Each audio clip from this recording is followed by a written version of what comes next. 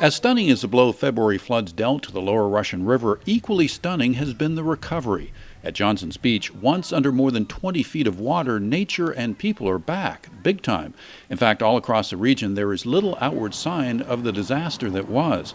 Now, the biggest barrier to full recovery is perception.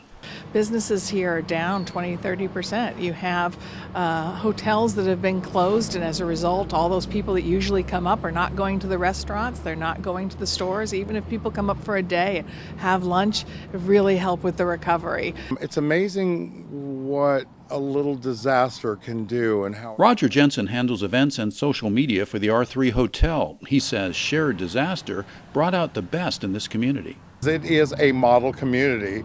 You know, we have our ups and downs of other things, but when we need to come together and get things done, we do get things done, which is great. Over at Johnson's Beach, high flows have delayed installation of the dam. That goes in next week. But in the meantime, the summer crowds are returning.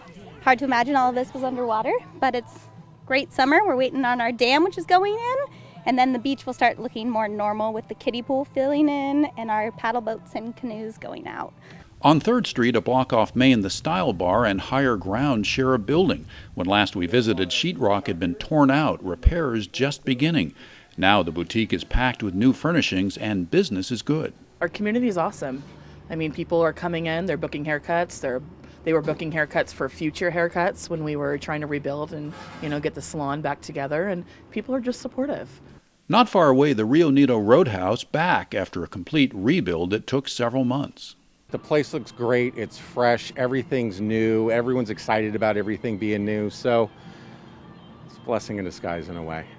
Among the items rescued from the flood, the Roadhouse's long redwood bar. Now it sports a 6-foot crack, a battle scar, and emblem of a time when people pulled together.